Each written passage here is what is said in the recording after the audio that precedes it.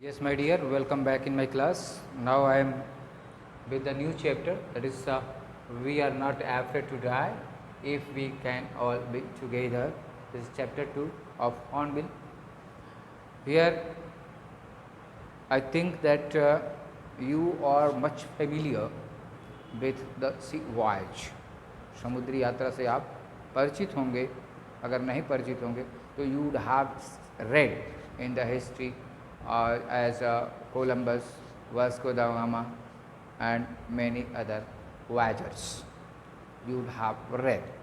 आपने पढ़ा होगा, उनके बारे में जाना होगा. And you would have known about the sea, rough weather, waves, gigantic waves. मैंने वेव्स के बारे में सुना होगा. सुनामी तो आपने सुना ही होगा, लाइक दैट. तो सुनामी जैसे आता है. अब आप इस वक्त शिप से हम यात्रा करते हैं, जहाज़ से यात्रा करते हैं. तो अब हम ये देखते हैं कि अब हमें सी जर्नी जो है आसान हो गया with the passage of time. जैसे जैसे समय बीतता गया, as the journey become the easiest way, it has become very easy right now.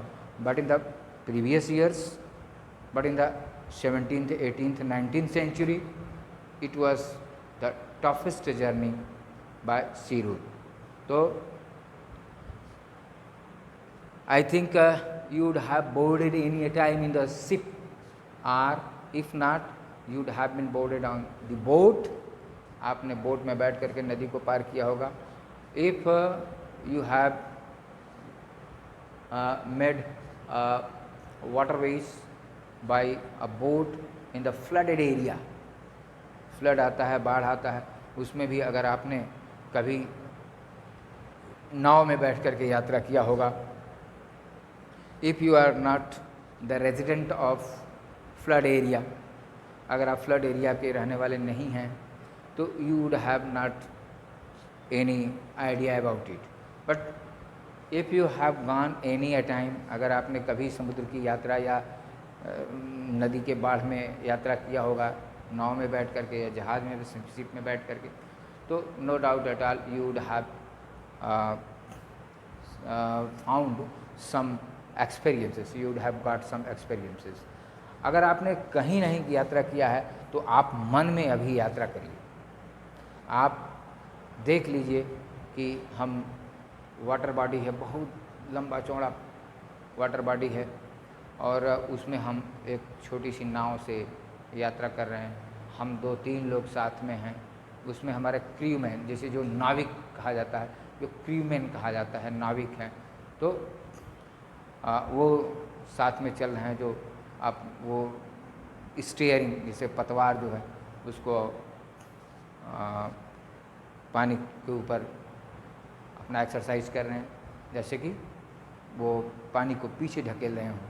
ठीक है, as they have been pushing water back और behind them to accelerate. At the same exercise you would have understand in case any a time if you have started swim, अगर आपने swimming किया हो, if you have got the experience of swimming into the river, into the pond. ठीक है, the pond is the collection of stagnant water. Pond जो है stagnant water का collection होता है. पांड में यानी कि पोखरे में या तालाब में कोई बहाव नहीं होता है, करंट नहीं होता. करंट का मतलब कि करंट ऑफ वाटर होता है, वाटर की धारा नहीं चलती है.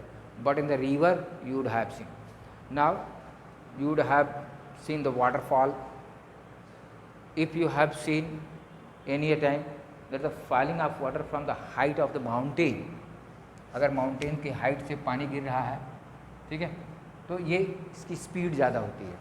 आपने अगर कभी गंगा नदी के बहाव को देखा होगा हरिद्वार में, आपने पहाड़ी क्षेत्र में नदियों के बहाव को देखा होगा, तो you can imagine that how fast the current of the river is. कि लोग कहते हैं ना कि गंगा जी में बहुत ज़्यादा मत जाइए, नहीं तो अभी बह जाएंगे, है ना. तो बाकी के नदियों का, जैसे ब्रह्मपुत्र है, गंगा रिवर है, सिंधु है, इंडस है, सतलुज है, ब्यास, रावी, चेनाब, झेलम हैं, और आप यहाँ जो भी आपका गोदावरी है, तो जो पहाड़ से निकल रही हैं नदियाँ वो बड़ी स्पीड में चलती हैं, but the sea is a largest water body and the water is stagnant. एक जगह स्थिर रहता है पानी, समुद्र का पानी एक जगह स्थिर रहता है। समुद्र में करंट नहीं होता है, करंट दूसरा होता है वो, जिसको हम जियोग्राफिकल बेस पे पढ़ते हैं, जैसे कोल्ड करंट और हॉट करंट। तो ये बहुत स्लो मोशन में चलता है, जैसे आइसबर्ग का स्पीड होता है, जैसे ग्लेशियर्स के चलने का जो स्पीड होता है, उसी तरह से वो in the voyage in the see the current moves.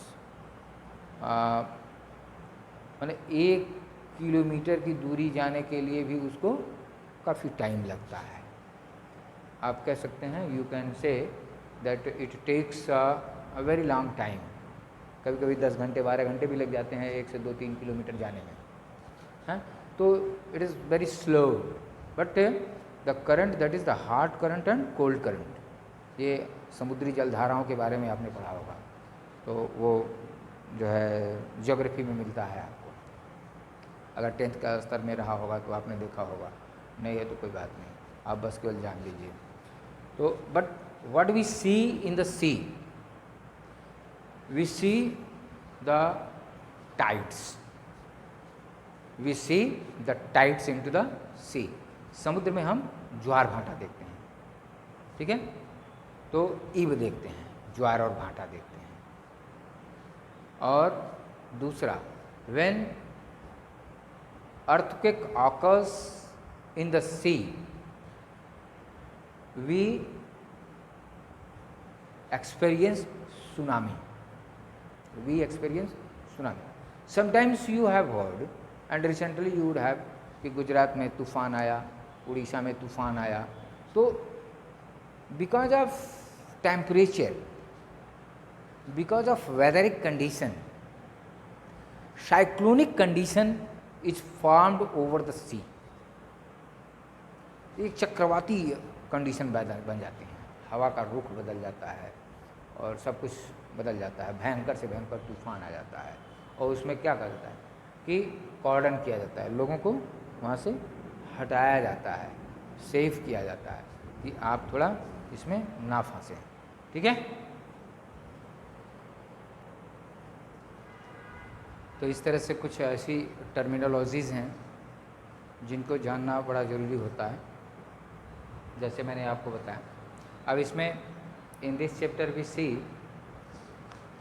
हनोइंग our seafaring skill, honing our seafaring skill.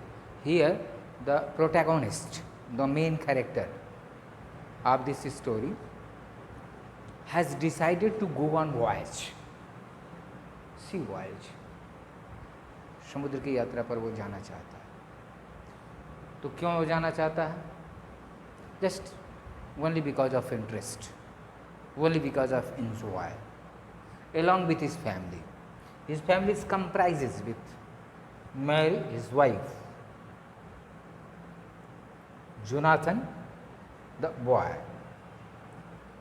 son, and Susan, a daughter.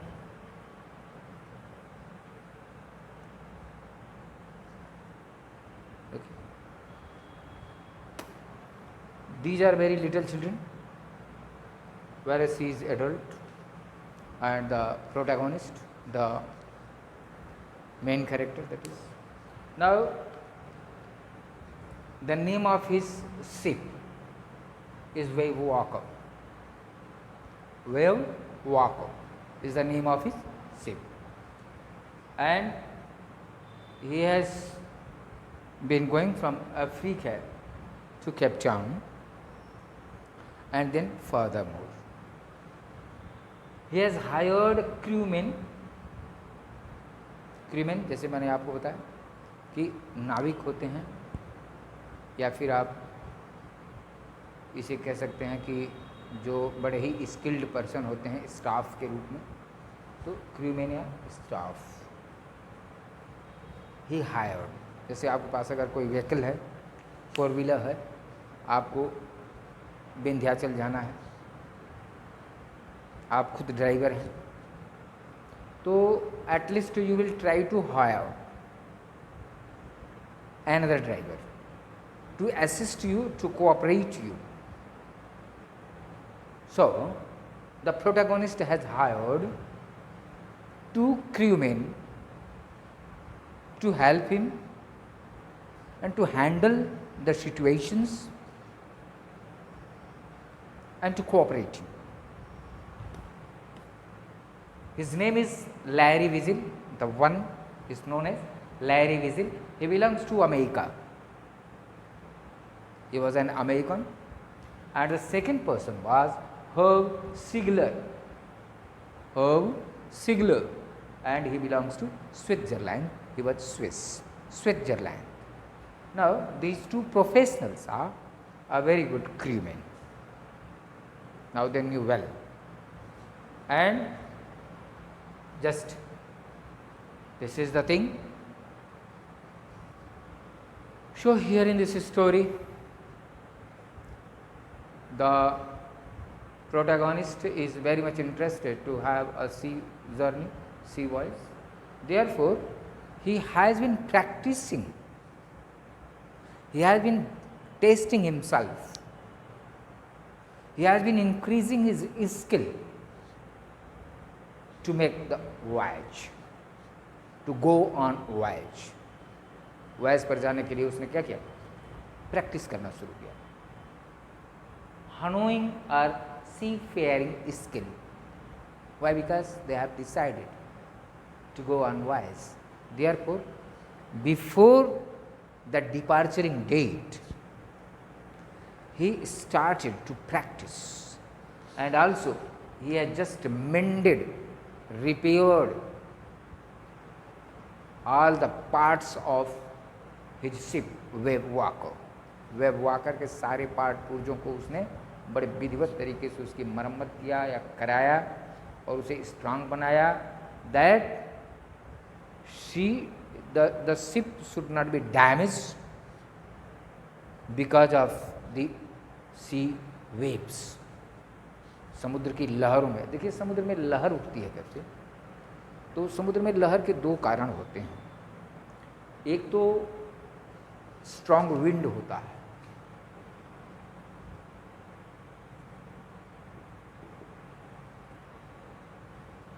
Strong wind, हवा तेज चलती है, क्योंकि कोई ब्लॉकेज या कोई हिंड्रेंस नहीं होता.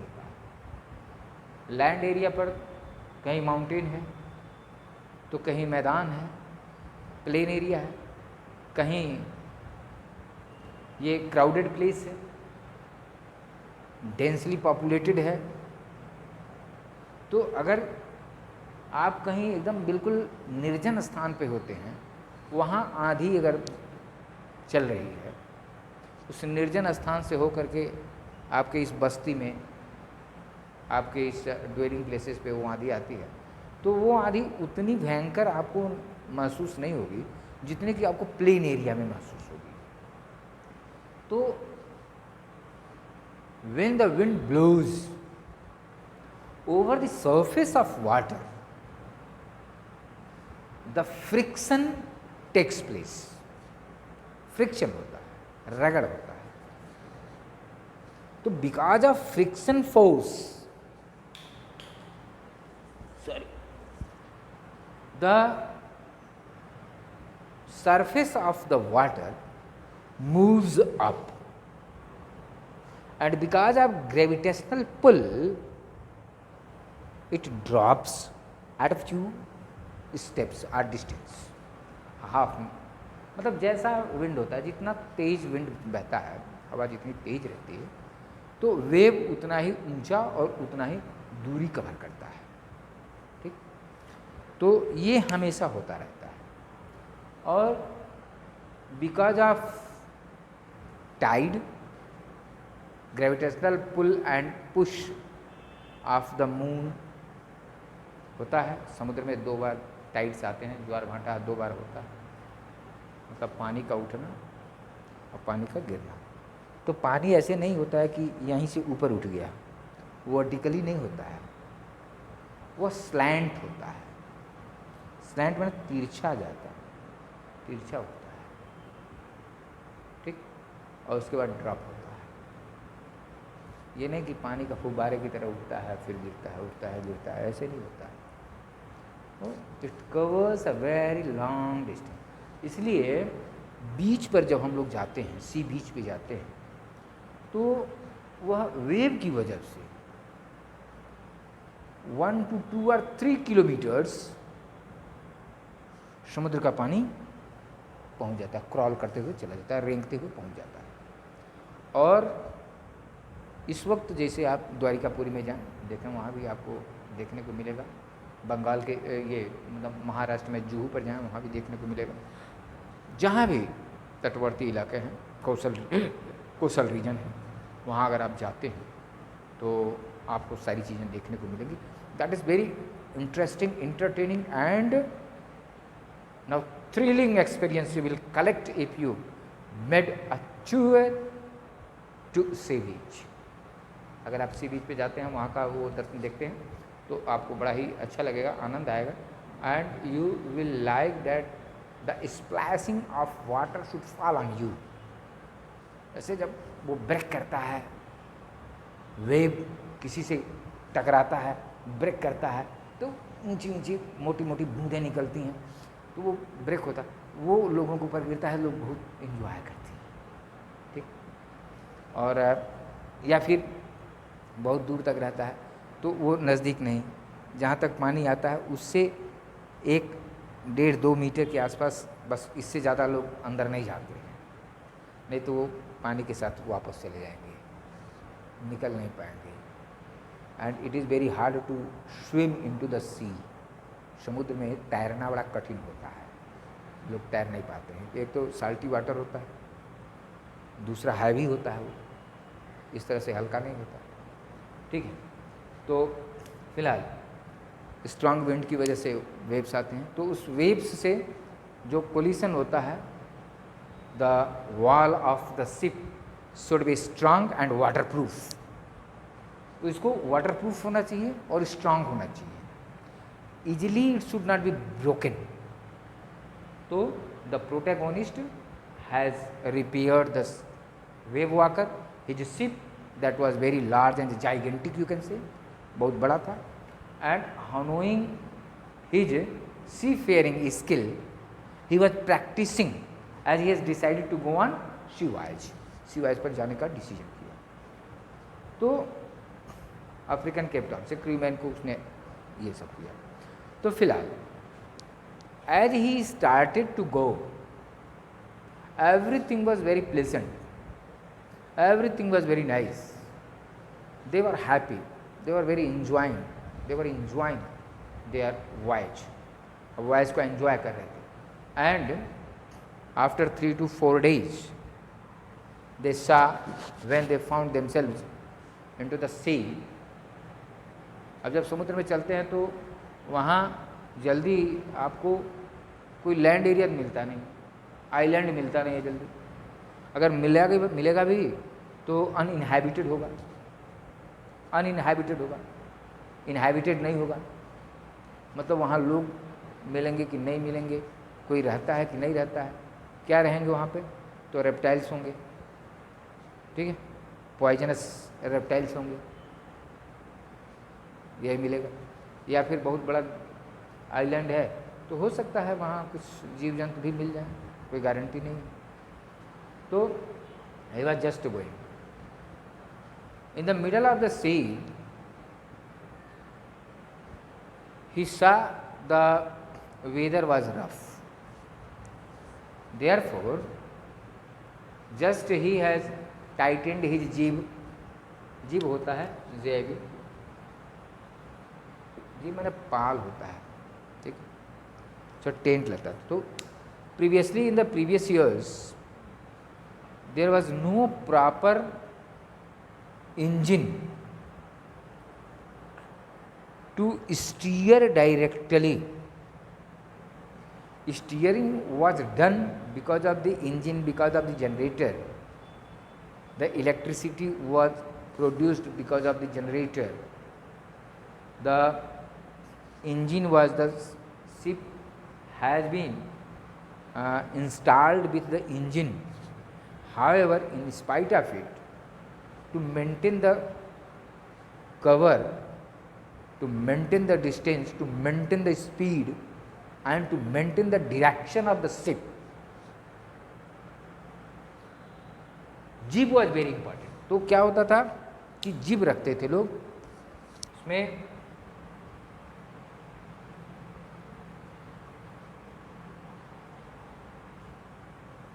अभी बता रहे हैं,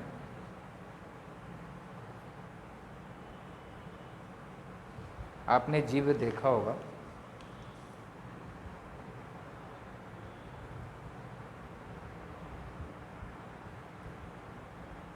ये आपका शिप है, ठीक है, और इसमें जो जीव लगे रहते हैं इस तरह से.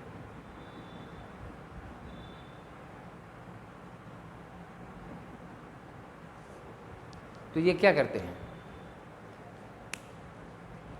according to the direction of the wind, the ship moves.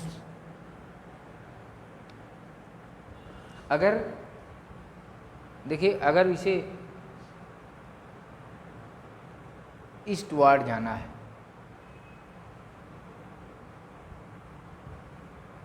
ईस्टवार्ड जाना है और इसने अपना जीभ लगाया है, तो ये वेस्टर्ली, ये वेस्ट से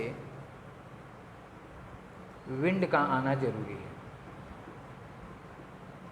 ठीक.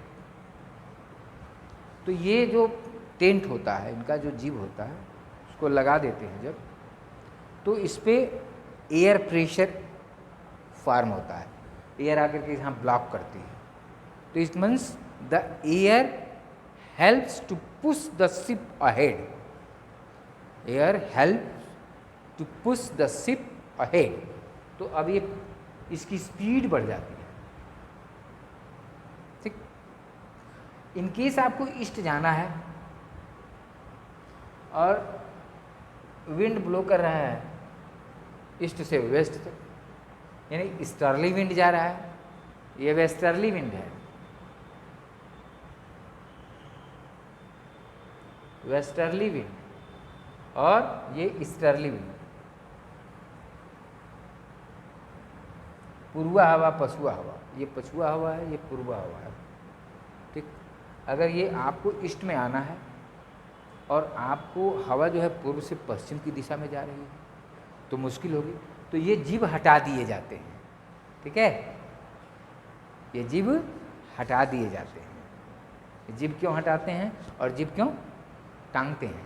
तो देयर आर टू रीजन्स. जब हमको हवा हमारे अनुकूल रहती है, अकॉर्डिंग रहती है, हमारा डायरेक्शन जिधर जाना है उधर की तरफ अगर हवा बहती हुई तो हम जीभ लगा देते हैं, तो हमारी स्पीड बढ़ जाती है, मेंटेन हो जाने लगती है, तेज़ हो जाती थी. और अगर हवा उसके मतलब अपोजिट डायरेक्शन से है तो हम जीभ हटा देते थे, पाल हटा देते थे. कैनवस, जीभ, कैनवस या पाल, ठीक है, ये हटा देते थे. तो now they have just stretched the jib. Why? Because the wind was very favorable. But when he has noticed the weather is rough and the air is blowing from different direction, now he has just folded the jib and also he has tightened it, fixed it properly, बांध दिया, tightened it properly so that the storm should not damage anything else. He thought he was, as the voyagers जो होते हैं, they are very good guesser. आप उनको guess ज़्यादा करते हैं, एस्टिमेट करते हैं, उनके प्रिडिक्शंस बहुत ही फेवरेबल होते हैं, यानी कि अप्रोप्रिएट होते हैं. Their estimations is very favourable. So he has estimated that there might be a star, but it has lasted very quickly. The star was lasted very quickly, and now lasted very quickly, but it become worse. but it became worse, and then he was facing difficult condition and situation.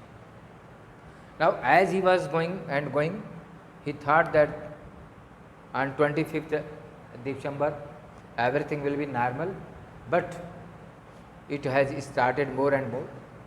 Now he faced lots of difficulty into the voyage, and he has narrated his experience.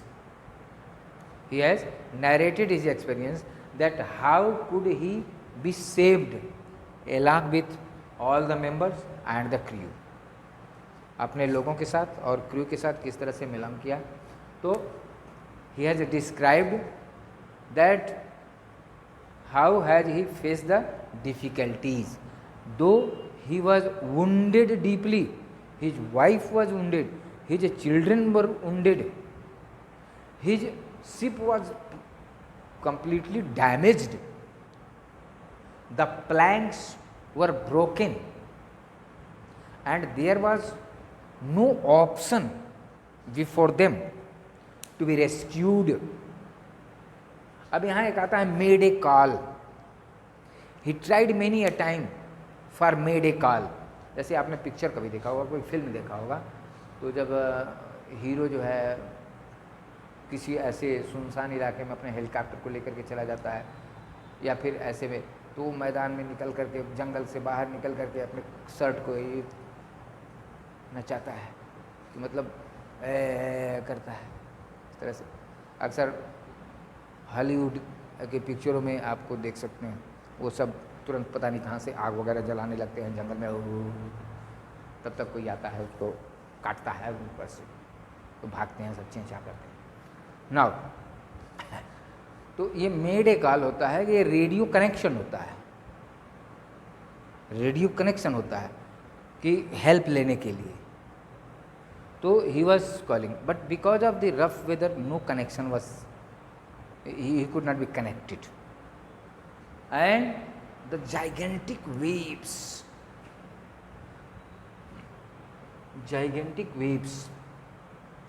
from the back of the ship के पीछे से ऐसे उसने देखा, मालूम हुआ कि ये बहुत बड़ा क्लाउड आ रहा है, बहुत घने बादल आ रहे हैं, लेकिन वो बादल नहीं थे. The waves were 15 to 30 meter high. The waves were 15 to 30 meters high. So it was above the height of the crest. Dock, जो ऊपर का केबिन होता है शिप के, उससे भी ऊंचा.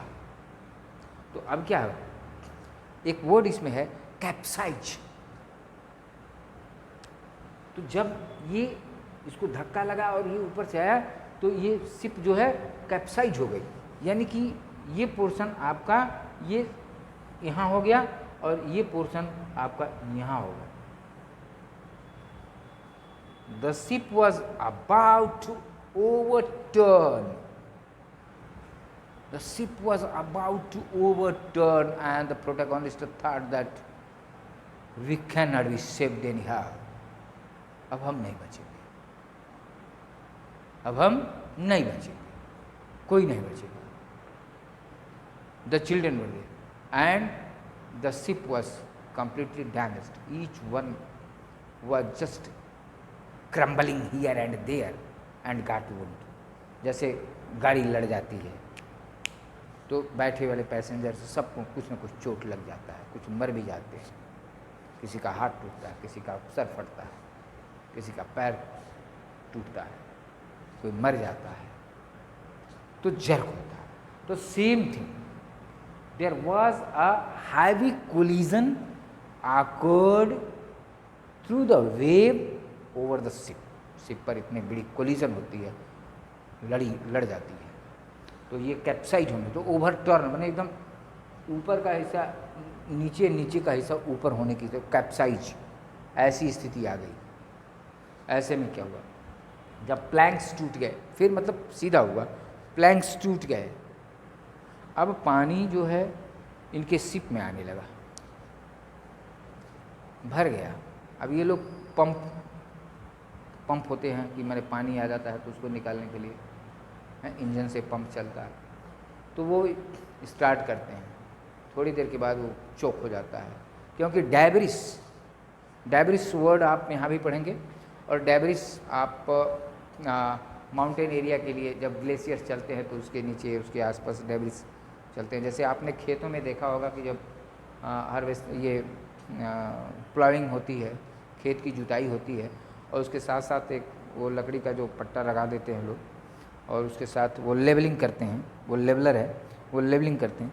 तो लेवलिंग के समय में उस लकड़ी या जो भी है उसके सामने तमाम ऊँचे मिट्टियाँ गंज जाती हैं, और जो खाली जगह मिलता है उसमें मिट्टियाँ गिर जाती हैं, फिर वो खाली हो जाता है। ठीक, तो लेवलिंग का काम, तो वो डेब्रिस कहे जाते हैं। तो डेब्रिस इस तरह से, जैसे आप इंजन को किसी पोखरे में लगाते हैं, तालाब में लगाते हैं, नहर में लगाते हैं, और सेक्शन पाइप डालते हैं उसमें, तो सेक्शन पाइप का वॉल जो है कभी कभी सांप पकड़ लेता है, कभी कभी खरपतवार पकड़ लेता है, तो आकर के पंखी के पास वो जाम हो जाता है और पानी नहीं फेंक पाता है। ठीक उसी तरीके से वहाँ भी डेब्रिस हुआ, कचरा पचड़ा आ गया था। उनके 2 इंजन थे और दोनों आउट ऑफ वर्क हो गए, काम करना बंद कर दिए, वो ब्लास्ट कर गए, शॉर्ट सर्किट हो गया। ठीक है, शॉर्ट सर्किट हो गया। अब ये लोग हाथ से पानी निकाल लेते, कितना पानी निकालेंगे, ये तैर भी रहे थे उसी में, इतना पानी आ गया था। अगर पानी ज़्यादा होता तो ये डूब जाएगा। अब वो क्या किए, ये प्लास्टर रखे थे, सील रखे थे, हैं, तो ये किसी तरह से वो उसको ठोंकते गए, लेकिन पानी का आना बंद नहीं हुआ। उसको सील किए, पैक किए, लेकिन फिर भी पानी का आना निरंतर चलता रहता था। अब इन्हें किसी प्रकार की, अब जो भी खाने पीने की चीज़ें थीं वो ख़त्म हो गई, और ये more than 36 hours continuously they were working. They didn't sleep and they didn't eat anything else. मतलब that was a very dangerous journey to him. It was a very dangerous experience of the protagonist that he has got a sea voyage, has enjoyed the sea voyage. At the place of enjoying, he has suffered a lot. Now he has tried to find out the atlas, the map. He wanted to find the direction. He wanted to find the approximate distance of any island where he should stop. He should repair his ship. He should tend the others, those are wounded. Therefore, he has wanted to see through the compass that was not working properly. Compass क्या होता है? Compass का मतलब, वो compass का मतलब क्या होता है? डायरेक्शन को देखता है, ठीक है। तो it was not working properly, however he has estimated, he has done, and he could see that after a long distance there may be an island, and it is in uninhabited islands. However, he didn't lost his courage, he didn't leave his effort and struggle. The main thing of this chapter is, after a long difficulties, after a long hardship, if we do not leave our efforts, struggle, last moment we will surely got command or overcome the problem. Now in the same way, all the people, even the little girl who was wounded badly, her eyes were quietly swollen, फूल गई थी, and there was only a slit, दोनों आंखों के पलकों में बस केवल एक लाइन पतली सी दिख रही थी, इतना उसे चोट लगा था, यहाँ हेड इंजरी हुई थी, पतली सी लाइन लग रही थी. But even the little child didn't moan didn't complain to her father that she has been wounded.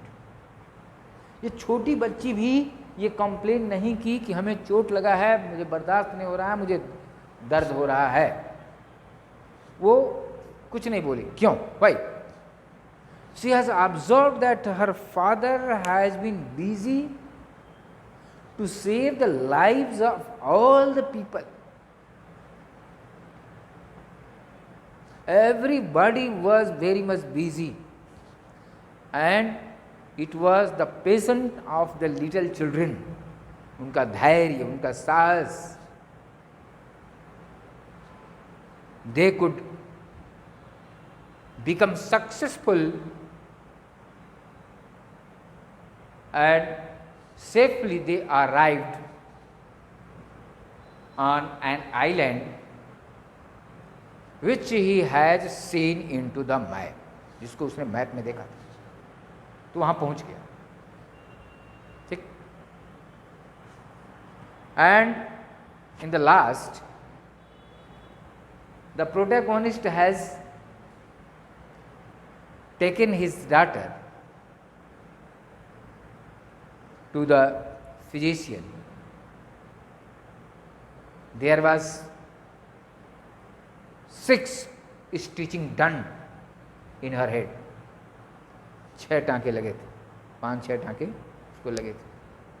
बताइए, ऑपरेशन करके 5-6 टाँके लगे थे, लेकिन वो बच्ची ने कंप्लेन नहीं किया. अगर इस तरह की चीज़ें सभी लोग करते हैं, ऐसा करते हैं, अपने धैर्य को नहीं खोते हैं, तो निश्चित तौर पर they will be successful in the life. And this is the message of the chapter, that we should not leave our effort at any time while hitting our target, while we are on the expedition, we are on the movement. As you people, no doubt at all, have your aim and objectives in your life. Therefore, you have opted a particular subject. You have opted a particular subject through which you want to build up your career, you want to make up your career, you want to make up your life, you have such a dream in your life, and therefore, no doubt at all, undoubtedly, you will get your dream fulfilled, accomplished, if you have patience, you have perennial struggle and effort, if you try your best, if you give 100% in your life, no legitimate force can oppose you, repel you from winning your target. And this is the message of the chapter. That the title is the same. We are not afraid to die. If we can be all together, means together they have been struggling to save the life of each and every candidate, the life of each and every person who was there in the ship at that very moment. जो उस वक्त उस ship में बैठे थे, हर कोई struggle कर रहा था. लोग अपनी जान बचाने के बारे में नहीं सोच रहे थे, दूसरे की जान को बचाने के सोच रहे थे. लोग अपने चोट को महत्व नहीं दे रहे थे और निरंतर काम करते जा रहे थे. तो इस तरह से अगर इतना बड़ा डिटर्मिनेशन है, इतनी बड़ी प्रतिज्ञा है, वाउज है, ओथ है, स्वीयरिंग है, नो डाउट। मैंने अभी आपको कहा कोई भी ताकत आपको सफल होने से नहीं रोक सकती। तो इस चैप्टर में हम यही देखते हैं और इससे हम ये अनुभव करते हैं, फील करते हैं कि हम इस पर कुछ अच्छा कर सकते हैं। In my next video I will start the chapter and it was a gist, a summary that I think you would have got the clear-cut interest of the chapter. Thank you. Have a good day. Bye-bye.